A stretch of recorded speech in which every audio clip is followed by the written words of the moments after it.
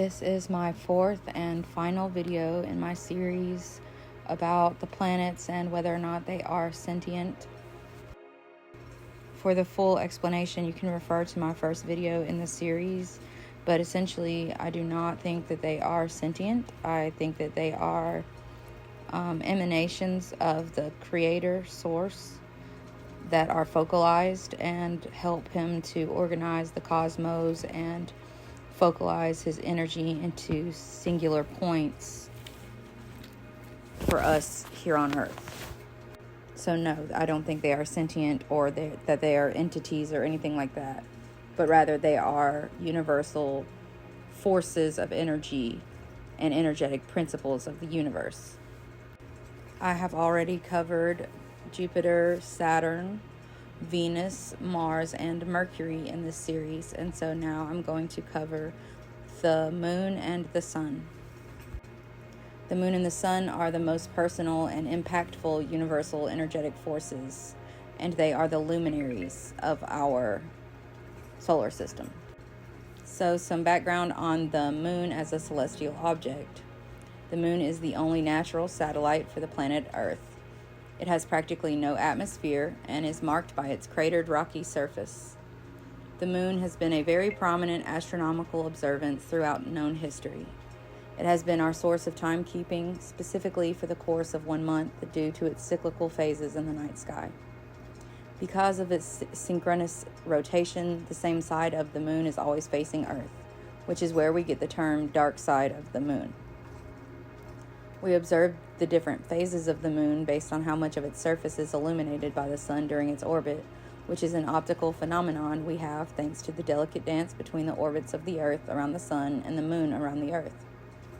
The moon is also what creates our tides due to its gravitational pull. It is the luminary of our night sky and is the second brightest celestial object in the sky from our perspective. In mythology, the moon is associated with a great number of figures and deities. Some of the most powerful from my own perspective would be Diana, Selene, Artemis, Luna, Phoebe, Sin, Min, and Isis. In astrology, the moon rules the sign of Cancer. It has its detriment in the sign of Capricorn. It is exalted in the sign of Taurus, and it is in its fall in the sign of Scorpio.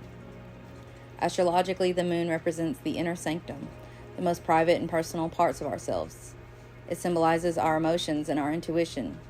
It is also the subconscious mind, the shadow self, the psyche, and the soul. The astrology of the moon is more complex than any of the other celestial objects. In addition to the importance of the moon's placements in your birth chart, many people also consider the mathematical points of the moon to be important placements. These are the placements of the black moon Lilith and the 2 lunar nodes. The black moon Lilith represents our darkest shadow. It is our repressed and hidden emotions, desires, and compulsions. It sheds light on the ways that we may feel rejected or outcast, as well as the ways in which we will likely rebel or revolt against the world, the culture, and its traditions. Additionally, it speaks to our deepest primal selves and our animal sexuality.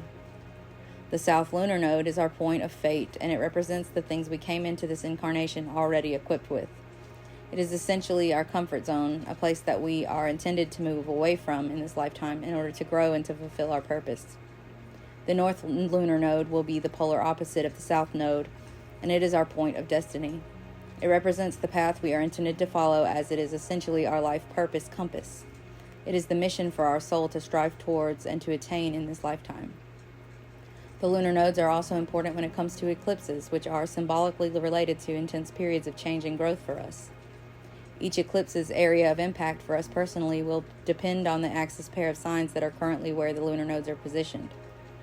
As a universal energetic force, the moon is the divine feminine energy. This force is known by many different names across different cultures, including Yin, Shakti, and Shekinah. It is the unconscious connection to the divine source that exists within each of us, like a subtle undercurrent that flows through us. It is the fluid, receptive force that absorbs and reflects. It is the cosmic womb of creation, where emotion, empathy, and intuition are nurtured and protected. And finally, our last universal force of energy is the sun. The sun is the star at the center of our solar system. It makes up 99.8% of all the mass in our solar system, and all of the other planetary bodies orbit around it.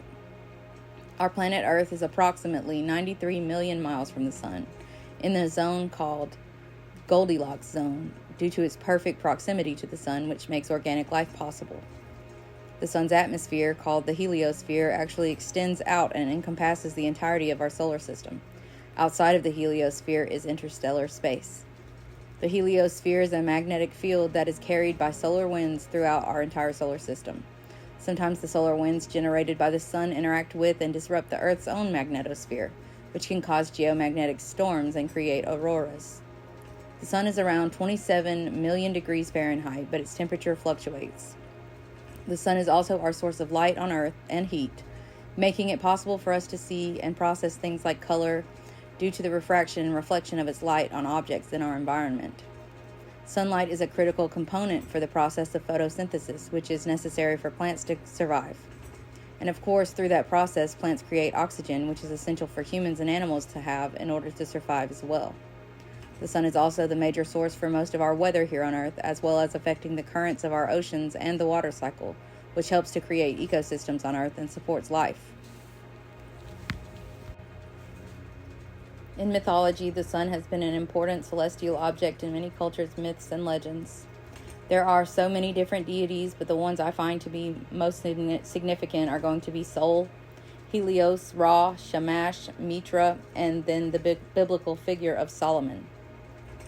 In astrology, the Sun rules over the sign of Leo. It is in its detriment in the sign of Aquarius. It is exalted in the sign of Aries, and it finds its fall in the sign of Libra. Astrologically, the Sun represents pride, confidence, creative expression, ego, and individuality. It is associated with children and fun, with playfulness, with joy, with pleasure, and with romance. It symbolizes our most authentic self, our identity, and our conscious mind. As an energetic force, the Sun is the divine masculine principle. It is the sovereign energy of our inner truth and our divine will. It is the active force that projects the image of our own divine source through inspired creativity and authentic expression. It is how we embody our unique power and shape who we are based on what our inner truth calls us to do in the world. The Sun and the Moon as energetic principles are reflected in the characters of Adam and Eve from the book of Genesis in the Bible. Essentially, Mercury is the energetic force represented by the serpent in the Garden of Eden, and it is what facilitated the knowledge of good and evil for Adam and Eve. And the separation from the Garden of Eden is like a metaphor for ignorance. It is the safety of not knowing the difference between good and evil and of not having that responsibility. And that's why I think it's really important to remember and regard certain stories in the Bible with a kind of mindset of the symbolism that it holds. I'm not saying that none of these stories actually literally happened. I'm just saying that that's not really the point of the stories. Whether they happened or they didn't is kind of irrelevant.